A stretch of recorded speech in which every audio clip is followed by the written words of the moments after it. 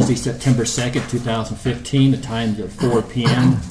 Our meeting facilities at 31 South, 100 West in Heber City, Utah.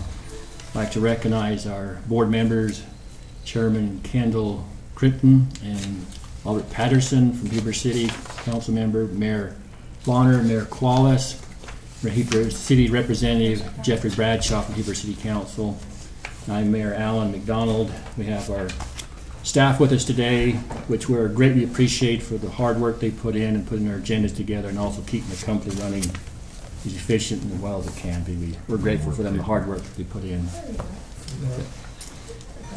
Today we have on our consent agenda for approval. If there's no modifications and changes, we'll look for a motion to approve after I read the list.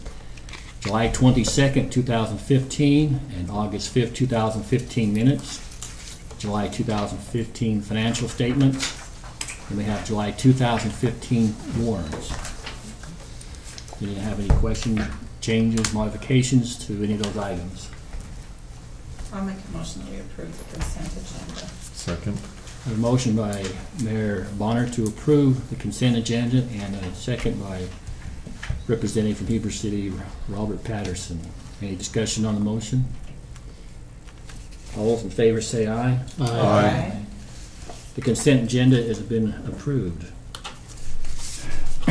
Item number 2 is the discussion and looking to vote for the proposed rate increases and rate structure modifications. Just for the public, just let me give you a brief. Am I the only one from the public? Yeah. Hey, it used to be me, Pam. I mean, Well, what can we say? it was you. Would you like to state your name? We'd like to get you on record, Pam. Anything? Pam. Everybody knows who Pam is anyway. Okay. Just for the record, let understand everybody, I think it's been over a year and a half or longer that management and staff has looked at the rate structures of the company. They've also looked at the revenues needed to supply our demands for maintenance and operations and repairs. Also, what the company also needs to maintain a stable environment to make things work for the company. And so during that process of time, I think management come up with results that we needed a rate increase. And their suggestions was a certain amount, and we decided also to verify the staff and their position. We hired a professional consulting firm to come in to be able to look into verify the information. So we hired Mr. Pender and his group association, which they put together a full a study for us and to look onto it. And the rate study took everything in consideration from repairs and maintenance to ongoing expenses, and also what the future needs for the company with it. And so it came to the results, to the recommendation proposal that came in from Mr. Pender and also from recommendation from staff that there needs to be a rate increase to be able to help the company be stable and also pay for the ongoing expenses we have with it too. And to help the public get information out, what we've done in the last couple of months, we've had public hearings, we've met with the city councils, we've met with business owners and public, and I am grateful to those members of the public who have come in and took the opportunity to sit down with some of our staff and express some of their concerns or questions they have. And I think staff has been very cordial and entertaining and talking to them and trying to explain as best they can the new rate structure and also what the rate increases are for with it. The board looked at that, knowing the rate increase was probably need to be put in place. We adjusted our impact fees to offset some of it. Now, impact fees can't pay for everything that's on the line of the schedule for maintenance and costs, so we have to look at now also look at maybe changing the rate structure and rate fees that we have into it. So the impact fees have already been adjusted, and also because impact fees can't pay for everything that's on the list we need to get accomplished as a business here, the rates need to be adjusted for the rate customers. And just for a minute, I may have our general manager, Mr. Norland, just for a moment, just explain what the new structure is and also what those rates are and what those costs may be. Sure. We currently have two two classes of customer, residential and commercial. What we are proposing is to take the commercial class and break it into a small, medium, and large class of customer. So that would take our current class of the customer to residential, small commercial, medium commercial, and large commercial. That commercial will be based upon the demand that that particular customer puts on the system. Small is everything less than or equal to 30 kW. Medium would be everything between or greater than and less than or equal to 250 kW. And large would be everything greater than 250 kW. We're proposing that the residential rates raise 6%. Customer base charge would go to $12.70. The first 1,000 kilowatt hours of usage for a resident would go to 7.98 cents per kilowatt hour. All additional kilowatt hours after the first 1,000 would be billed at 10.02 cents per kilowatt hour. On the commercial side, the small commercial, everything less than 30 kW demand would have an $8 base charge, $8.90 kilowatt demand charge. First 1,000 kW at 7.8 cents per kilowatt hour, and all additional kW after that after that first 1,000 at 4.6 cents per kW. The medium class commercial customer would have a base charge of $15.20. They would be billed $10 per kW of demand, and their first 10,000 kilowatt hours would be at 6.04 cents per kilowatt hour, and all additional would be at 4.6 cents. Everything after that's all additional after 10,000 kilowatt hours. The large commercial customers, that's everybody greater than 250 kW demand, would have a $26.90 base charge. They would have a demand charge of $13.50 and a kW, and all of their kilowatt hour charges would be at 4.6 cents. So that's what we have proposed. It's a change definitely for the commercial class, but it's also a rate and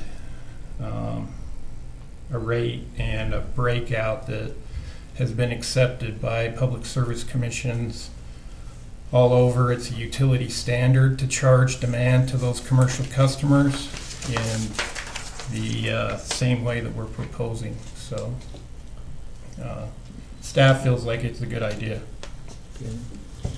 Just my comments with our staff and their management, I have full confidence and trust in our employees. I think the recommendations are well worth looking at into it, and I support what they're asking us to do for the company.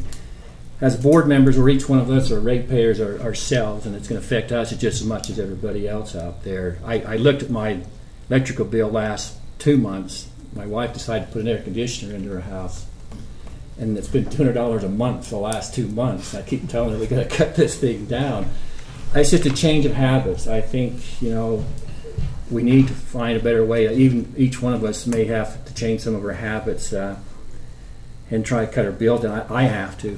I mean, this is not without the rate card, so it's still affecting me with it onto it. But the company is looking at ways of putting information, tips, how to save energy with it. We also have rebate programs out there that you can get involved in.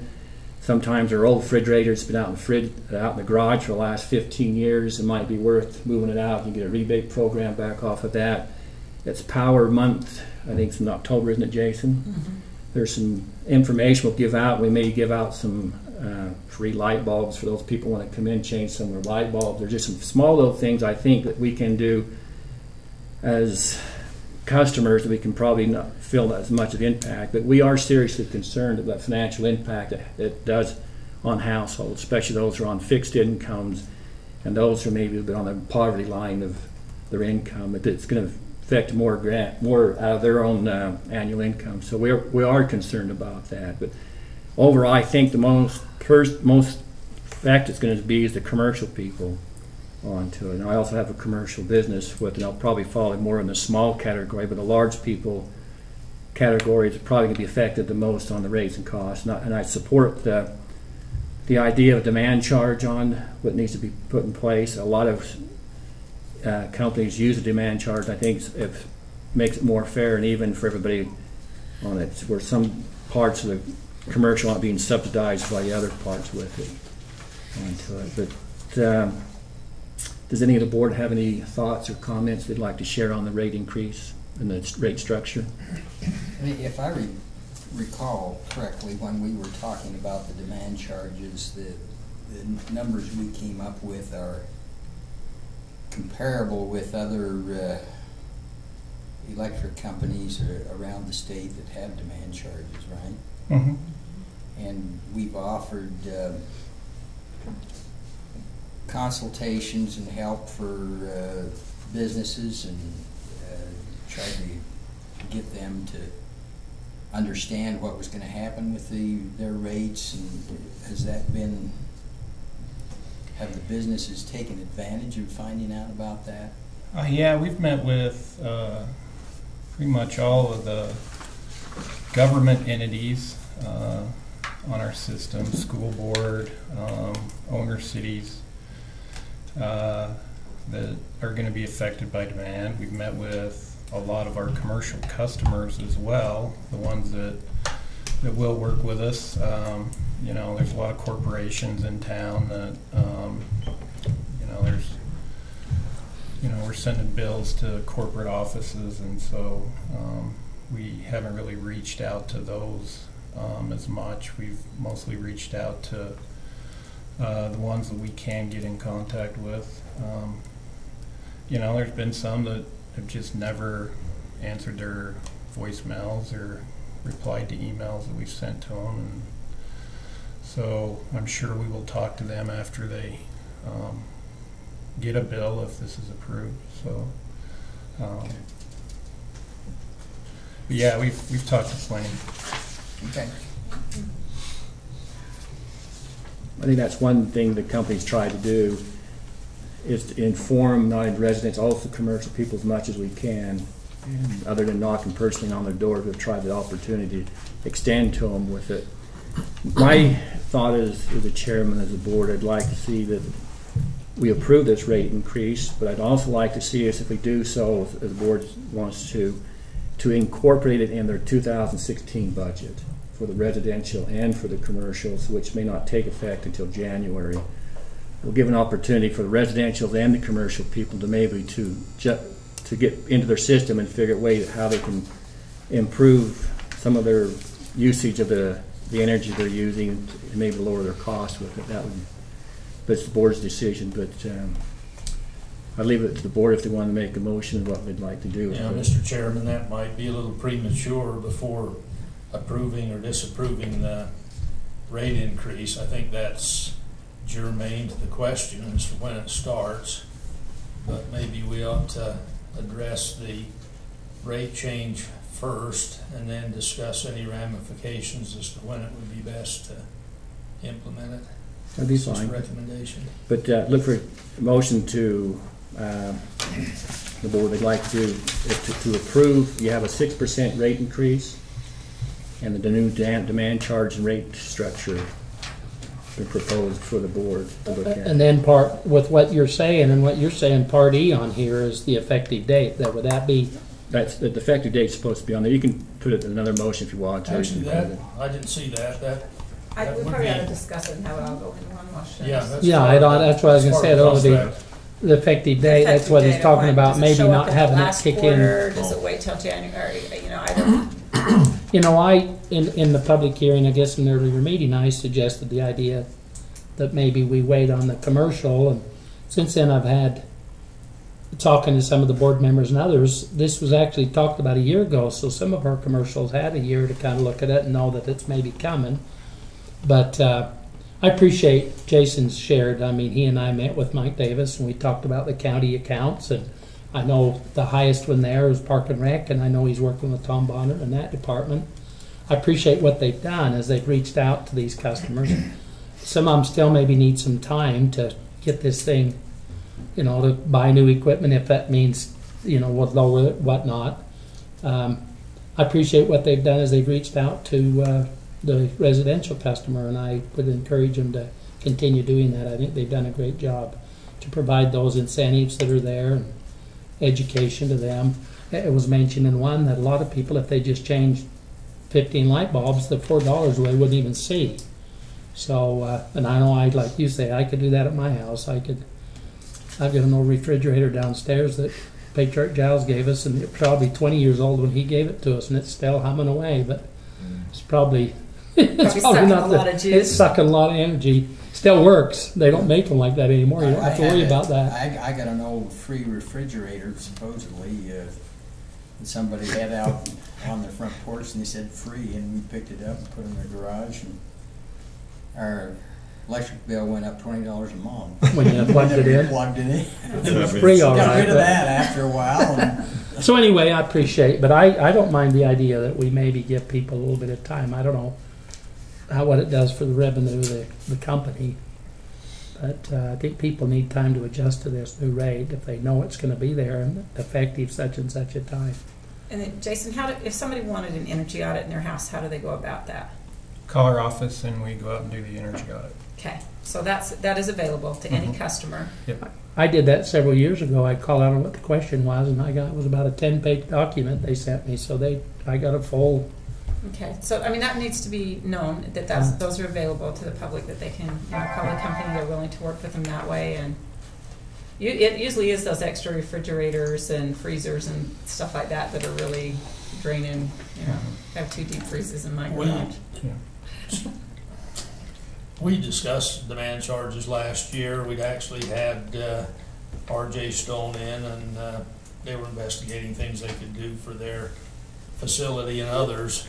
And it's just my personal feeling that after doing due diligence on this rate schedule, having our general manager and management staff go out and visit as many customers as would listen or as that they had the time to visit with, I think it's only appropriate that we support that effort and start so that it was discussed. We actually discussed it in our executive committee meeting. Audit committee meeting. Yeah, we haven't had an executive committee meeting for a long time. Audit committee. Yeah, the audit committee, we discussed that it might be well to have the increase show up in the September bill. October 1st. October, yeah. Or the October, That would be whatever it is. beginning of a quarter. It'd be just probably a good fit quarter-wise. The end of the year. Yeah.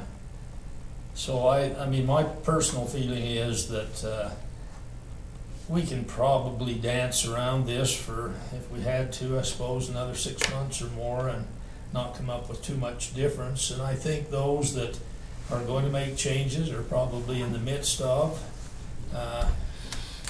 I talked to RJ Stone and thought maybe that they had made some positive changes to their system, but he didn't seem to share with me that that was the case. But I think they're aware of the need to do that. So I just recommend that we go ahead and put it in place so that the first billing would be in October for the 2 phases. We bill on 2 phases. You're sitting in the wrong place, or Pam's sitting in the wrong place. Do you want to entertain any public? I know. I wouldn't mind it, Pam. You go ahead. I just have a couple. With the I was just, you're talking about commercial. Have you gone to the Chamber of Commerce and talked to those people that are businesses? I just came up with that when he was talking, because there's a lot of people I just know there's a lot of people that don't know what's going on. So The that chamber would be, has been. they have been informed. Okay. And then my question was for residential. Have you looked at high peak and low peak? So the people that want to try that aggressively, which I am one of those, like to try and save, that we use it when it's low peak and then you get a break. Has that been looked at? That's been talked about. I think it's understood what's being suggested. I know Mr. Wren had visited and still espouses that happening immediately, but We just had it in Sandy, and so. yeah, and we had it in California. What we're talking about now of time of day, however, is sort of outdated. With our new technology and with our abilities, it won't be good for us older folks because we don't cope with technology too much. But there's a couple of approaches that can be used now. It's called critical peak pricing. It's a little more complex, but totally compatible with computers and with the cell phones and all.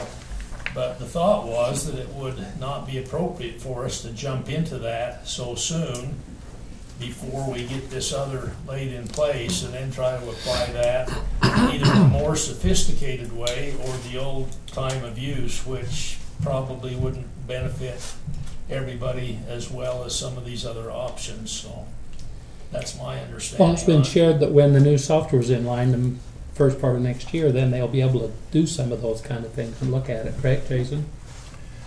Yeah, clearly we have a meter system right now that, we're gathering data on that, and as we advance to the latest and greatest type billing software, then some of that technology can interact. Currently, with the billing system we have, it's not going to interact. So clearly, time of use rates, critical time rates, any type of customer interface type rates is something that the company clearly plans to look at in the future. Right now, time of use, and I've discussed it in length with Mr. Wren. I had a long conversation with him, and time of use, unless it's fully vetted and fully studied out, is one of those that can, clearly harm a lot of people, and other people take advantage of it. And so we need to fully vet that out, not just for the customers that feel like they want to use time of use, but what's the most fair and equitable rate for each rate class. And, we need to fully study that. We just can't decide on a whim that after 10 o'clock power rate should be cheaper. I think we need to get the data in. We need to fully study time of use rates. And this exercise that we did this year did not do that because the billing system literally cannot bill time of use. So, but we are working in that. So as technology changes, we'll kind of change with the technology and keep looking at that. Yes. Okay. Thank you. Anything else? Comments from the board? We have suggestions for October from Mayor Qualis. Do you have any other idea or thoughts? I agree with October. Because a lot of times the cost of energy, depending on air conditioning, heating, stuff like that, sometimes it seems higher in the winter anyway. And so it might be better to start it in October, get them used to it, as opposed to just dropping it on them in January. I think that's a heavy hit time of year to start. I think this would give them a little bit of a leeway to understand what's coming. And we'll still work. I know that Jake and those who are in the knowledge on how to make motors run a little less demand-oriented, they can work with them. Yeah. There'll be some expense for some. We recognize that. There's going to have to be some conversions for others. But I think That's this gives not them a little going bit of unnoticed. time I mean, I until think it the really- board as a whole understands there's gonna be some highs and lows in the commercial segment, but that's the program that will work the best for the company, and I think that's why we're espousing that. On the rate increases, one big concern I have is looming out there with this is that the federal government is cutting down all our coal plants.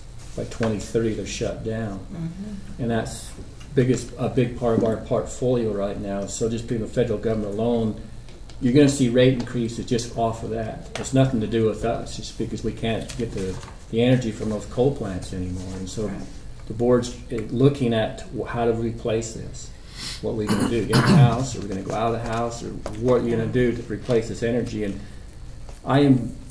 it's just bewilders me why the government would shut those down. I think we have the technology and the people to maybe, if they're worried about the pollution part of it, to help To mitigate it rather than shut them down. Shut them down. And it's the cheapest source of energy we have are in the hydros. And for looking for dam projects to look out there, there isn't any out there. I mean, I think down Severe, they've been trying to build a dam down there for 40 years, and they can't get approval I on think it. those are out of the picture now. I think again, we're wanting things that we're not willing to accept a little bit of the sacrifice that comes with them.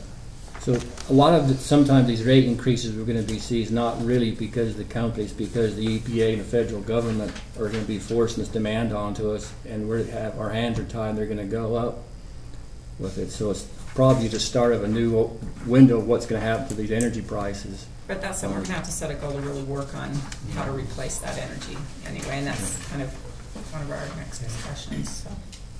Well, if there's any other comments from the board, I'd look for a motion, what the board would like to do, and also include, if Mr. Qualls doesn't mind, we'll put the effective date in that motion. okay, I'd like to make the motion that we accept the rate increase as proposed, and that we make the first effective billing following the month of October. In other words, the bill that's received will represent the increase as they receive their bills in October. That would be off September's usage. Okay. Second it. So it'll take effect on October 1, is that the It will word? take effect, there's two ways to look at it. We've got a billing period that's going to come out of September. The bill itself will show that increase in October, first and second. So you're actually going to get that increase Phases. on the power you're using in September. We bill in two phases, and both phases will represent your September expenditure, or September usage. Usage. A portion of September. A portion. Okay, thank Our you. billing cycle runs September 11th through October 10th, and then September 26th. Just depending on where you are, where you are in that Yeah. cycle. So Oh, if you I'm want on it to the- show up on the end the of the deal. October invoice, it will actually Reflect. The power you used Power in used. September. mostly during September on cycle 1, and then on cycle 2, a portion. So a motion by Mayor Koalas to accept the proposed rate changes and the proposed new rate structures, and then the billing cycle being the October billing with it. And has a So when second. this says the shall effective date, you just put today's date, or the first of whatever, September Well, 11th? For cycle 11, Okay. for cycle 1, September 11th. So September 11th, okay. But for cycle 2. That's not a yeah. good date. Huh? 9/11, I know. Okay, so September 11th and September 26th For cycle 2. for cycle 2, so Hope cycle we 1 and don't cycle 2, so implode those. somewhere, you know. Okay, that's a cycle date. And the second was by Council Member Patterson. Any other discussion on the motion that has been stated? All those in favor say aye. Aye. Any opposed? Motion carries. Move on to the next item we have. Discussion vote on initial agreement of UAMPS for our carbon-free power project. This is that nuclear plant that looking up in Idaho. Oh, Mayor, I had a question. Do the minutes need to reflect that this is resolution 2015-06? It's not on the agenda, but that's what it is. Yeah, Yes. that's what it is. Okay. Thank you. Okay, thanks. Yeah. Thank you, Kendall. Is there anything you'd like to inform the board more on the power plant up in Idaho for the nuclear plant? Or Yeah, it's continuing to move forward. UAMPS is fully pushing it. That was bulk of the conversation at the UAMPS annual meeting And, UAMPS and New Scale and Department of Energy all kind of told us that, this thing is going to go, it's going to go, and they hope that a suitable site can be found on the national lab there up by Idaho Falls. Now, this siting agreement is unchanged from the one that was given to you in your packet a month ago. Now, I do have an update on... Thank you, by the way, for your little articles that were passed on through email. Letters and They were helpful, a little bit more informative to what we've already heard.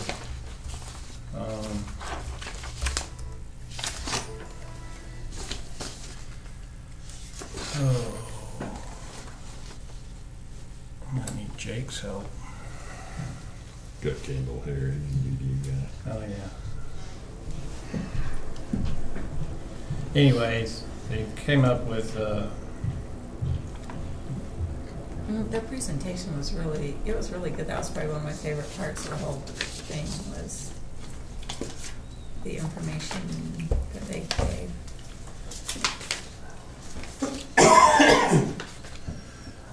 So anyways, all that this document really does, like Joe kind of went over in the last board meeting after the public hearing, is it kind of gives you a seat at the table as they look for a site and begin to prepare a roadmap on, where, when, how they're going to build this small nuclear reactor project.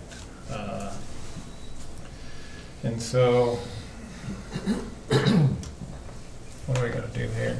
You plugged in? You're on HDMI, you need to go change it or change your source. The one interesting thing about it is that it's going to happen. They're going to build it, whether we invest money in it or not.